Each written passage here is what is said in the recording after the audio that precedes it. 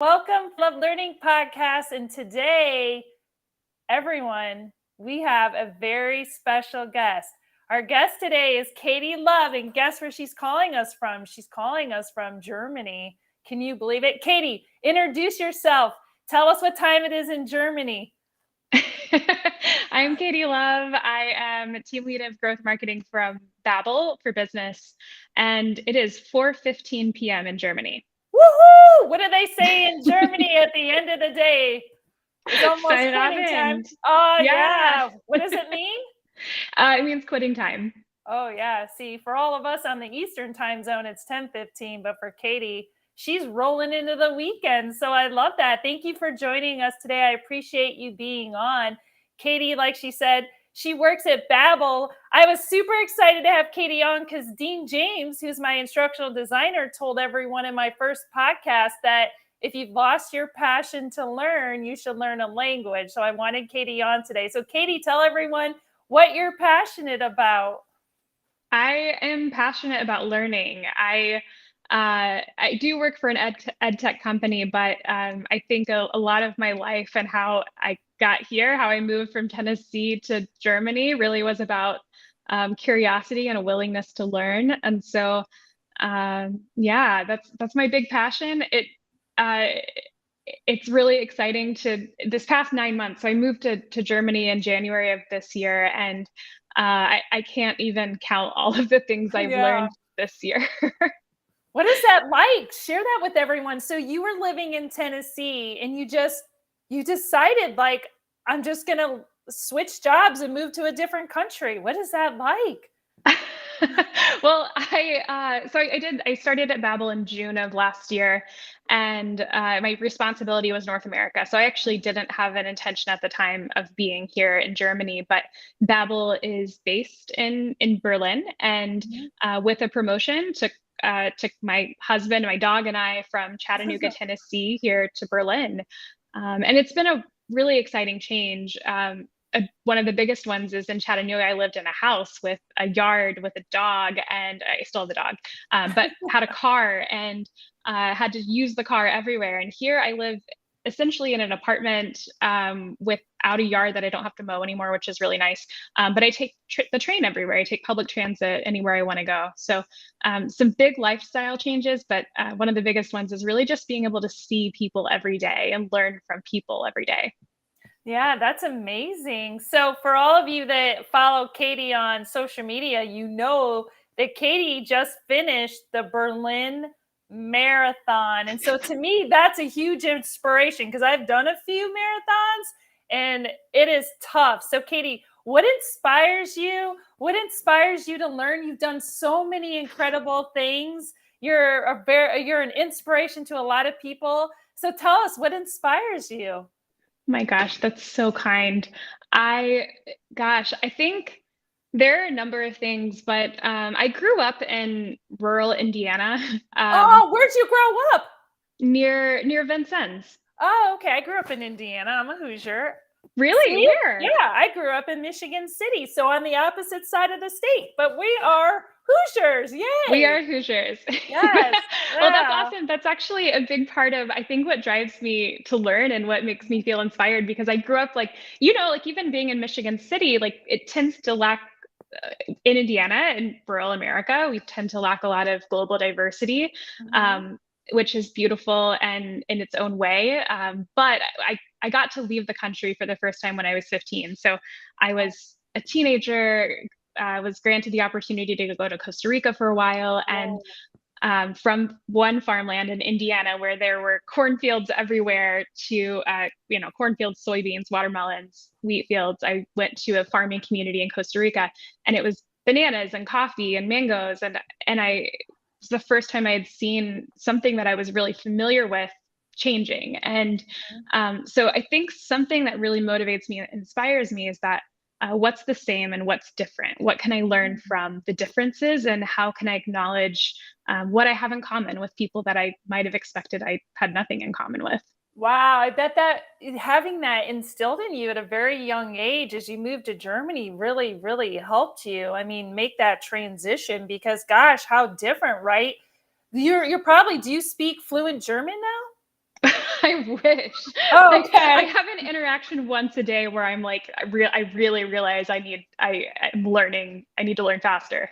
Oh, got it. So speaking of that, like in terms of engagement, since you work at Babbel and you've had all these awesome learning experiences, what do you think inspires somebody to engage in learning to begin with? Yeah, for me, it's a couple of different things. I think one of the things, like even before that, is like, what's the context for learning? Mhm. Both is it entertainment because I really enjoy learning out of entertainment, Mm, and then there are times when it's a necessity, and in either of those things, I think it comes down to relevance, mm. um, and so I I have a variety of interests, so a lot of things I kind of believe are relevant, but um, nonetheless, with any of those things, I really crave interaction. I like to have conversations while I'm learning. Mhm.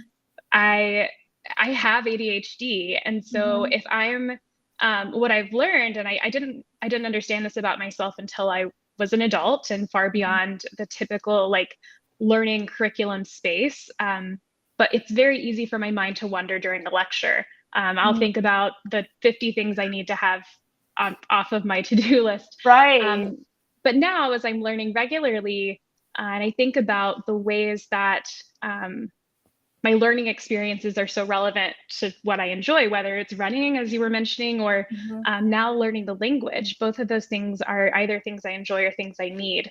And so I this is kind of a plug for Babbel, but I use Babbel daily to Oh, I learn love German. that. Yes, go And Babbel. yeah, and a big part of what I enjoy about it is that it's interactive and it keeps Mhm. me enthusiastic. It's hard for me to get distracted while I'm using it, and then I can practice relevant skills to what I need every day.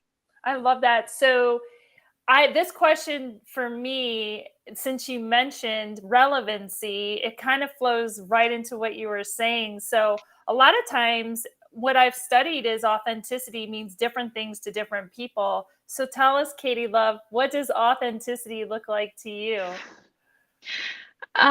Yeah, I love that question because for me it comes down to practicality.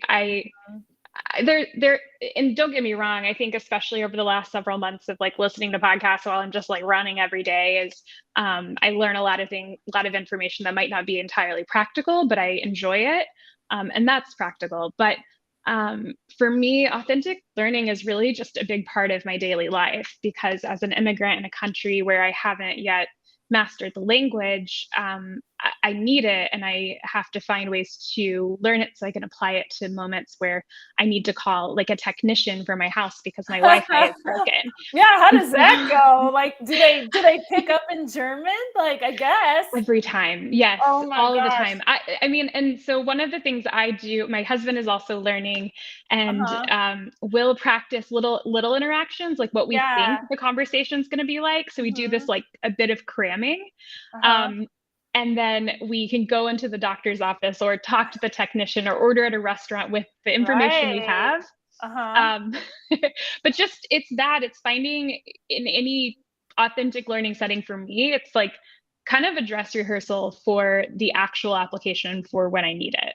Got it. That's awesome. Has there ever been a time, so you've done a lot of learning. It sounds like there were learning hurdles for you in a traditional education setting. So, has there ever been a time that you learned something that really left or learned in a way that really left an impact on you? Is there something foundational that you can remember in your life that you had an aha moment that left an impact on your thinking and who you are today?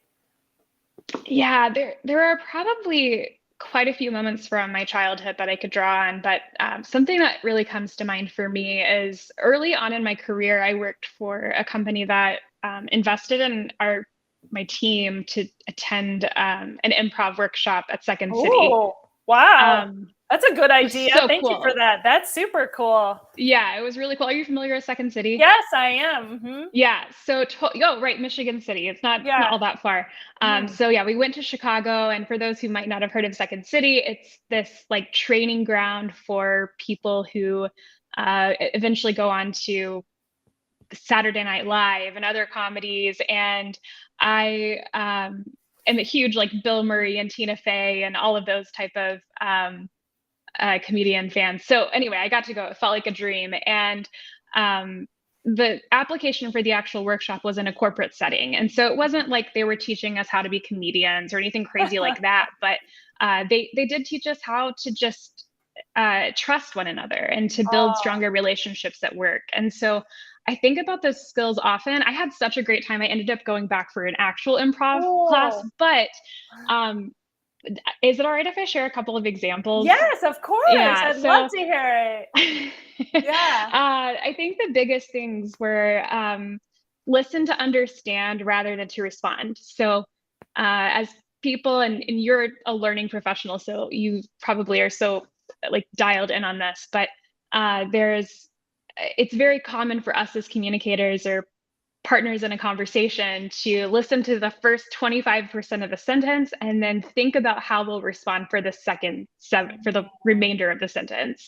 And so one of the practices they had us do, the exercise was just to like say an entire sentence, wait till my partner, you or I, would finish with the sentence, and then start the next sentence, the response, with the last word of the sentence. And so it was a really challenging exercise, but I think about it a lot because in that meantime of communicating with one another, if we're thinking about how we're going to respond, inevitably it's gonna go in a direction that we didn't expect. And so what I learned about that and what I took away from it is that it's okay to listen. My brain is great. Like all of our brains are really impressive, and they're going to figure out how to respond in those situations. So, yeah, improv was life changing. And then the second one was yes Wow. and. So, um, in work and also in life, like thinking about moments that like we can agree to be a part of something and how can we add to it. And so, I kind of on the flip side of that often think like it's a good idea to do this thing, move to Germany. Yes, we'll move to Germany, and it's going to be really exciting. And so it's a bit of a mindset agreement, but I think about it all the time. I really enjoy improv and the skills that it aided in my life. Katie, I've never, ever, ever thought about taking a team to an improv just to have them learn those important skills. What an awesome takeaway that you had from that. So thank you for sharing those examples. Somebody out there is definitely going to benefit from that. That's awesome. So I let hope me, so. It's so I hope fun. so. Yeah. Especially probably you laughed a lot too, I'm sure. Totally. And like without trying, the thing is like truth is just funny. Like we don't have to try to be funny as people. It just happens. And so that was the most fun part of it. Most exciting part was just agreeing that we'll just talk about truth and funny things will happen. That's great. That's awesome. And then, see, we learned something about, we told to talk about being from Indiana. We have this forever bond now. So that's awesome. So let me ask you this question because I think it's foundational for people out there listening. So a lot of times I talk to individuals and they really, they've really lost their passion. And in fact, we did a research study this past year at Luma where we found that drivers were really asking about topics related to depression and social emotional topics. And so, if there's somebody out there that has lost their passion to learn, what would you say to them? How would you what advice would you give to somebody that's really struggling today with moving forward in the next steps? Yeah, that's a really great question. I think what I would ask is what's their favorite thing in the Mhm. whole world? What do they enjoy the most? If it's a person, um, then awesome. What is that other person like? How can you become better connected with someone else in your life? And what can you learn in order to be a better friend or partner? If it's a place, like what do you not know about this place? For example, for me, Berlin, I have so much to learn. And so Mhm. every day I find myself just searching, what is this street? What happened on this street? Um, is it your dog? If you enjoy I your love my animal, dog. your pet, what can you learn or what can you both learn together? There are tricks that maybe your dog can learn that are just fun and exciting. And so I think the most important thing about just when it comes to learning and keeping learning as a practice and keeping our brains sharp, because I think that's the most important thing of this, is that it's an exercise, and it's like exercising our brain muscle. Is it has to start with something that's fun. And I think making it a practice then when it comes to work or other topics that feel less fun, because learning has been a practice, this thing that feels less fun will become a lot easier. Oh, I love that. Make learning fun. It can be fun, can it? It sure can. Do you think, has there ever been a situation or time in your life where either you've helped someone overcome a learning hurdle, maybe they've lost their passion, or maybe in your own life, maybe you were struggling with something and you were able to overcome, and you all, if like I said, you have to follow Katie Love on social media because she has a mind of a champion. So if anyone is going to give this advice, she's the person you want to hear it from. So Katie, share with us maybe a time where you either helped someone overcome a hurdle or you did yourself. That's a big question. I think for me, I've been grateful to have had a really fortunate life, but with life, just with life comes obstacles. But I will say this. I had something else in mind when we were thinking about when I was thinking through this earlier. But I think what comes to mind is just that in the past year, although joining Babbel and making this move abroad was not initially part of my plan with Babbel, I was grateful to have that experience in North America.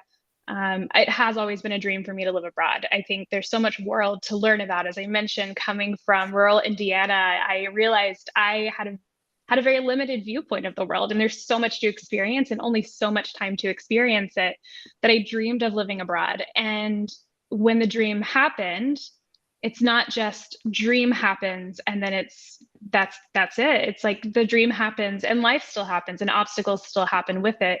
And so inevitably, when a dream is coming true, whenever you're on the way to a dream, when I was on the way to the dream, there were obstacles like visa problems and immigration issues and language and just like missing the train one day and sickness. And I also have shared on LinkedIn that my husband had an accident this year, and cycling accident, and he's doing great, by the way. That's But awesome. along the way, on the way to a dream, and when the dream is happening, what I've really learned is that all of those things, all of those hurdles that come with it are part of the dream, that life still happens. And just because challenging things might be a part of it doesn't mean that the dream isn't coming true. So I think that's the biggest thing, is setting our sights on the goal, setting our sights in the dream means we also have to be open to all of the sometimes chaotic, sometimes hard lessons along the way. That is excellent. Yes, exactly. I was reading this past week and I was on the plane coming back from a conference, and a message that it really stuck with me, kind of resonates with what you just said. You have to live your life as if you're winning and learning at the same time. So constantly you strive to win, but if you live your life like you're winning all the time, then you're actually learning and winning. So it ends up being a really great situation. Katie Love, I really appreciate you being on today. Is there one last message you want to leave to everyone as you roll into your weekend and we roll into our lunch hour? I love that. Happy lunch hour. Yeah. Yeah, I think life is both too long not to learn, not to have an open mind about all of the all of the things we need to learn. And it's also too short not to spend it getting to know everything we can. And so I have a very firm stance on that. We only have so much time to do all of this, and we can use that time to learn so much along the way. So I guess that's to part with the weekend, since it is quitting time. We can use our time really. We can view our time through the precious lens that we have before it, and use it to learn. Awesome. Thank you so much, Katie, for being on my podcast. It was such a pleasure talking with you. I've wanted to connect with you for so long. So I'm glad we had this opportunity today. Thank you. I hope you have a wonderful weekend. So good to